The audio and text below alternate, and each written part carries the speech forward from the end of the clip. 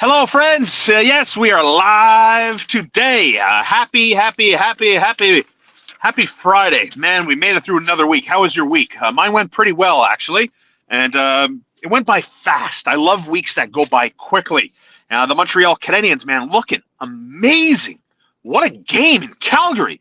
I mean, the Flames were like 12-0. They had given up like 8 goals. Jacob Markstrom was this impenetrable wall for them on home ice, and the Canadians go there. They're down 3-1 in the second period. Mike Hoffman, Nick Suzuki, Brett Kulak, Ben Bleepin Sherratt with a pair of goals, including the overtime winner. And Montreal leaves Calgary, Canada's Alabama, with a 5-4 overtime win. A couple of interesting tidbits from this game last night. Obviously, some major changes have occurred with the Montreal Canadiens. Not only are they winning more consistently, they're more entertaining, they're more dynamic. Martin St. Louis has won 6 of the last 7 games. He's now 6-4 as the coach of the Montreal Canadiens, as the 10th game under his stewardship came and went yesterday. And one of the major differences, other than what I've pointed out, how dynamic this team has become, how much more entertaining they are to watch, the goalies are better, the defensemen are better. You know what else I've noticed about this team that is completely different in 10 games under the new guy than it was at any point under the old guy? At the halfway point of last night's hockey game, the Calgary Flames had a total of 11 shots on goal. 11 shots on goal. And I remind you, the Calgary Flames are one of the hottest teams in the NHL, one of the best second-half teams in the league. And the Montreal Canadiens, who have been a sieve for goals and shots against, kept one of the better teams, one of the best teams on home ice, to 11 shots halfway through the game yesterday. Like a month ago, when the Canadiens were losing to Dallas, losing to Colorado, getting smoked by Vegas, they were getting smoked on the shot clock, they were getting smoked on the scoreboard. And all of this has changed, man, under one guy and his vision and his ability to lead a team. Martin St. Louis has the golden touch. So easy to follow, easy to be inspired by, is extremely relatable, has persevered in his career and has been rewarded with individual honors and a title and universal respect. He's a hockey Hall of Famer. So when Martin St. Louis comes into the room and says, okay, this is how it's going to go, guys are like, gotcha. I'm amazed at why it took the organization this long. And I think a lot has to do with Dominic Ducharme's salary, how quickly he was extended by Marc Bergevin. And I think that's why it took so long for the Canadiens to come to grips with the fact that Dominic Ducharme's not their guy. And another point to that, and Darren Dreger brought this up this morning, was that, Jeff Gordon's hired onto the scene as the VP. What does he know about Dom Ducharme? Dreger's 100% right there. Other major changes we've seen here. Cole Caulfield last night, guys. Over 20 minutes yesterday. Nick Suzuki over 23 minutes yesterday. Josh Anderson over 20 minutes yesterday. And as a matter of fact, when the Montreal Canadiens tied the hockey game up, what did you notice in the final 2.5 minutes of regulation? Cole Caulfield was out there on the ice. There's no way Dominic Ducharme does this. There's no way Claude Julien does this. There's no way Michel Therrien does this. And it's not, I don't want to pick on Dom Ducharme here. Every other regime, almost it feels like in my lifetime, has been scared to do what Martin St. Louis has done in 10 games. Let people make mistakes. Have confidence in them. And if you're going guns blazing, then you get double shifted. You get rewards for your effort level in a game, like Cole Caulfield, like Nick Suzuki, like Josh Anderson. Brett Kulak, to me, is one of the most underrated performers in the 10 games we've seen Martin St. Louis behind the bench for. So this is what I see. These are the differences. And I think we have a better understanding of why it took the Canadiens so long to make those changes. And we see the importance of having a brain behind the bench that isn't scared to trust players regardless of their level of experience, and to say, you know what, you got to the NHL for a reason, not because your daddy knows somebody or your sister knows somebody. You got here because you worked your ass off, and obviously you're a great hockey player and you're a skilled player. So let's use your strengths as a player to our advantage. Let everybody uses everybody here. And now you see this Canadiens team that's really never out of games anymore. Even when they lost 8-4 to Winnipeg, they were down 4-1, came back, gave up 4 power play goals and lost 8-4. They were still in it and still had fight. And you saw it last night, down 3-1 in the second to a dominant home team in Calgary, and the Canadiens skate off with a 5-4 overtime win. And Ben Sherratt pots a pair, right? So it's more than just impressive, and now we've reached the 10-game sample size. The Canadiens are in Edmonton tomorrow at 7 o'clock, live on TSN 690. They're in Vancouver. Did you guys know this? You know what the Habs schedule is? They play in Edmonton, and then they don't play till Tuesday. So they're going to be in Edmonton Saturday. They're going to Vancouver, so they'll be in BC Sunday, Monday, and Tuesday. So plenty of downtime for this Montreal Canadiens team to enjoy life on the West Coast. And yeah, I mean, you could see this team. They're starting to win games, and they're starting to impact their standing in the draft. But who cares? Who cares? Look, they're the 31st team in the National Hockey League. I don't think they're going to lose a top 10 pick in this draft. And I like the performances, and knowing that this draft isn't going to be all that hot, all that sexy compared to 2023, I'm fine with this team doing what they're doing, staying competitive, playing good hockey, and being fun to watch. Thank you for all the emails you guys sent me. inthecarwithstar@gmail.com. It is our Friday mailbag, so I've got the emails. Thank you for your questions. Let's start here. Nimish Shaw. What up, Nimish? We know your favorite poutine spot is Poutineville Vaudreuil. That's right. Proud sponsors of In the Car with Star. What about your preferred pizza place? Great question. I will say this. Contrary to my old friend and former colleague, Joey Alfieri, who is now working for the Montreal Alouettes, Montreal's pizza scene, in my humble opinion, is excellent. So let's start at the top. If we're looking for Neapolitan-style pizza, my preferred Neapolitan slice comes from Bottega Restaurant. It's even a top 5 restaurant in the city, personally speaking. So that's the Neapolitan margarita-style pizza, right? Bottega, in my opinion, makes the best. Honorable mention to Elena in St. Henry. If we're talking, Nimish, old school, you can eat 1, maybe 2 slices, like old school, thick, heavy pizza. Cornet Pizzeria in Ville Saint Laurent on Poirier is a childhood favorite. Ville Saint Laurent institution, Cornet Pizzeria, old school, classic style pizzerias. That's it for me right then and there. So that would be my list. I hope I satisfied you. I gave you some a couple of options: the Neapolitan and Cornet Pizzeria. What else do I like? If we're talking fast food, like chain pizza restaurants, Domino's. I love Domino's thin crust pizza, and those little chicken bites, those little boneless chicken bites, are lights out. Paul Legault, what up, Paul? If you would play a virtual Golf-O Max, what is your go-to course to play? Thanks, Paul. Might be St. Andrews, might be Pebble Beach. Yeah. And you know what? I know how much it costs to play Pebble Beach. I think it's like a G-Note American because you have to stay at the hotel there. You know what my logic is there? I'm not a rich guy. I don't make a lot of money. So I think I would pay it. Even though I don't make a lot of money, I would pay the G just to play it, just to check it off my list. And then I'm done. I can move on with my life, right? Emrod, emailing it in the car with Star. Sean, will you be wearing your mask in certain places when the mandate is lifted, or will you go free as a bird, LOL? Thank you, Emrod. You can email me at inthecarwithstar@gmail.com. So look, we know the Bell Center is going to full capacity 2 days earlier than planned, March 12th.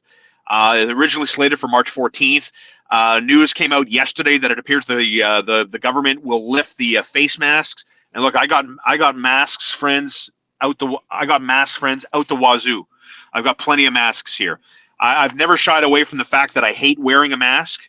I really don't enjoy it at all. I'm not comfortable with it. But I am a good soldier. I do wear it. I don't put up a fuss. I don't criticize people who wear a mask. I certainly don't want you to criticize me if I'm wearing a mask. But if I'm being honest, Rod, no. If I'm going somewhere, let's say I have to hop in the metro for some ungodly reason, I will wear my mask in the metro, on the bus. I haven't taken a bus in 20 years, but if I took a bus, I'd probably wear my mask. If I'm going into, like, I had to run into BMO for a second before I'm doing this live hit. If we aren't obligated to wear the mask, I wouldn't have worn the mask to go into BMO. I'm not judging you. You want to wear your mask going to BMO? I'm not going to look at you sideways. I'm not going to look at you like you're an idiot or a sheep or whatever else. You do you. You let me do me, okay? I'm not putting you in harm's way. You're not putting me in harm's way. And that's basically how I want to go about this. Guy Irish Burger, what up, Guy? Who apparently, I think, Guy, congrats. You're the marshal for the Chateauguay St. Patrick's Day Parade. I'm happy for my Irish friends getting the parade back on March 20th, the St. Patrick's Day Parade. My question is, from Guy Irish, do you still think the Canadiens need big changes, or do you think with this new excited Habs team, they only need a few pieces to be competitive again? Have a great weekend. Listen, I don't want to lose the narrative here. The Montreal Canadiens are still one of the worst teams in hockey. Granted, they've won 6 of 7. They're 6-4 under Martin St. Louis. It shouldn't change what the priority should be and is. You have UFAs, pending UFAs. You have to move them. Sorry, Ben Sherrod. The fact that he scored twice and is playing solid D, gobbling up a lot of minutes, it doesn't change the fact he is a valuable asset today. Scored twice, obviously. You saw how much he meant to the Canadiens' playoff run last year. That shouldn't change. It shouldn't change what the plan is. And I have complete faith in Ken Hughes and Gorton that they know the priority. And the priority is looking at this team and not getting hypnotized with the last 10 games. That if a team calls you for Jeff Petrie, I got to have this guy, Kent, then okay, you can have him if the price is right. Ben Sherratt, same thing. You can have him if the price is right. I do believe in untouchables. Like, obviously, I'm not coming to you from a fantasy world that the Edmonton Oilers are calling, we want Nick Suzuki, here's Connor McDavid. That's never going to happen. It's never going to happen. Like, Florida's not offering up Jonathan Huberdeau for Nick Suzuki. Nathan McKinnon for Nick Suzuki and Cole Caulfield. It's not happening. It's never going to happen. So while you have these guys, I'm not moving them.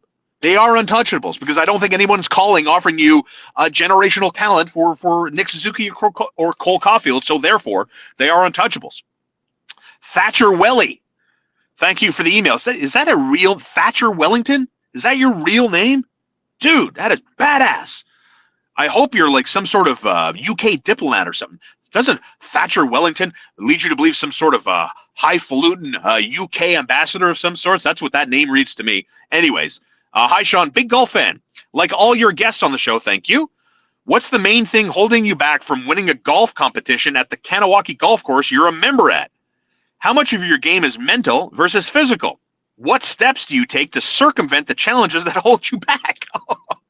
Now, Thatcher Wellington, do I know you? Are you a member at the Kanawaki Golf Club? Why do you know so much about my game? My game is very much mental, very much. I'm a big, strong boy. I can hit the ball. I know how to place it.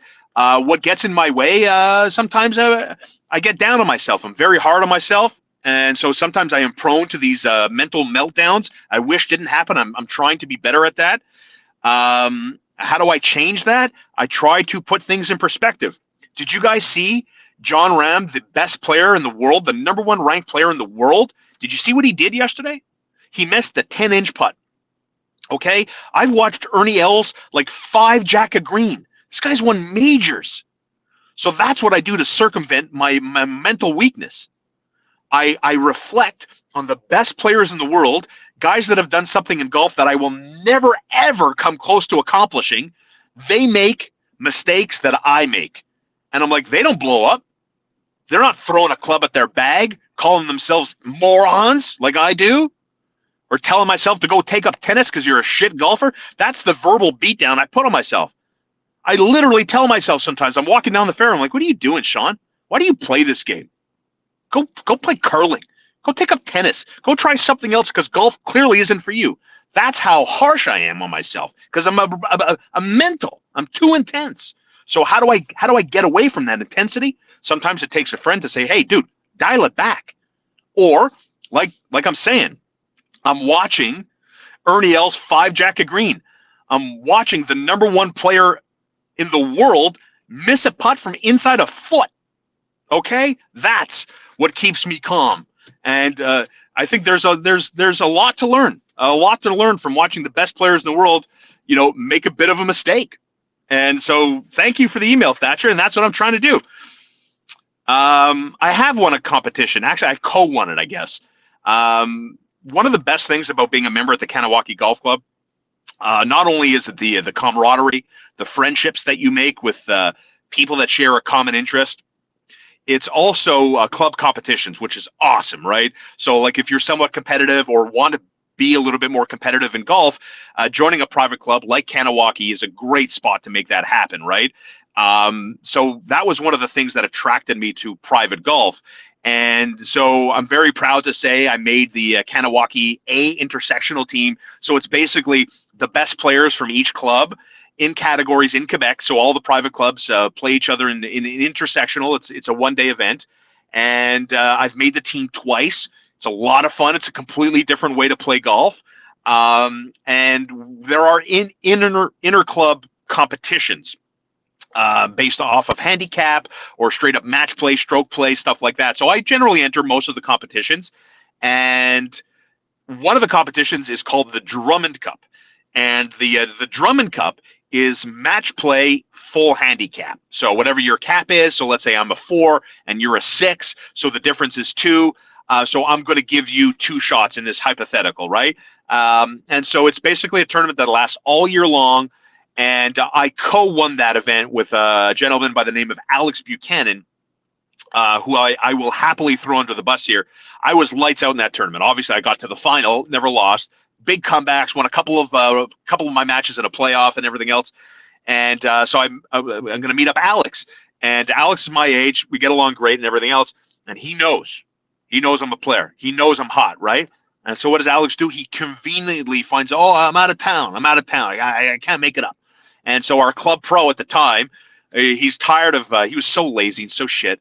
And he's like, I can't make up these makeup dates. Bullshit. And so what did they do? They cop out and say, it's going to be a shared trophy, a shared championship. So that's what happened. So I co-won the Drummond Cup at the Kanawaki Golf Club. But yeah, I mean, even though I'm like a decent player, single-digit handicap and everything else, like I'm never going to win the men's championship. And that's okay. I compete. I was in the final group last year. But I might as well have been like 50 shots off the pace. Like I'm not closing the gap and everything else. But I love the game, you guys, as some of you clearly know. Thank you, as always. I will see some of you, hopefully, tomorrow at Poutineville, Vaudreuil to see the very funny Derek Seguin. Don't forget, the first Friday and Saturday of every month, live comedy at Poutineville, Vaudreuil. So you missed the chance to see Derek Seguin either tonight or tomorrow. Some of you are lucky and will be going, and I'll see you there. I'll be at the show tomorrow night. And proud sponsors of In the Car with Star and have been since day one, so you can support me by supporting my sponsors. And if you're there at Poutineville, Vaudreuil tomorrow, come by and say hi. I'll be in the back there. And we can have a couple of words and enjoy the show. And K-Stop Gas Bar and Depener, my good friends, Highway 138 in Ganawage. I know you guys are fully aware of the price of gas. It is ridiculous. It's not getting any better. You can save the taxes by fueling up at K-Stop. You support me by supporting my sponsors. And I'll be there today. Snacks are so good. It's the weekend. I got to load up with my snacks, some snacks. Because their proximity, right? They're allowed to go over the border, come back, and everything else. They load up on great snacks that you walk into a Couche-Tard or some other Depener, local Depener near your house. They don't have the snacks that K-Stop has, and they got booze and smokes, and it's just an awesome Depener with good, locally made, hot, prepared meals. K-Stop Gas Bar Depener, Highway 138 in Ganawage, proud sponsors of In the Car with Star. The Canadians back in action tomorrow in Edmonton at 7 o'clock. Then in Winnipeg, and then in Vancouver on Tuesday. Then they come home to play Seattle, and then they go on the road to play Philadelphia. Very interesting times, my friends. Very interesting times, to say the least. Thanks for all your emails today. Don't forget, you can always email me 24 hours a day, inthecarwithstar@gmail.com. Hopefully, I'll see some of you Saturday night. Poutineville, Vaudreuil-Dorion, the very funny Derek Seguin in the house. Sir, what do you guys got going on this weekend? Anything fun, exciting, something to look forward to? No masks. The pandemic slowing down, coming to an end locally. It's nice, man.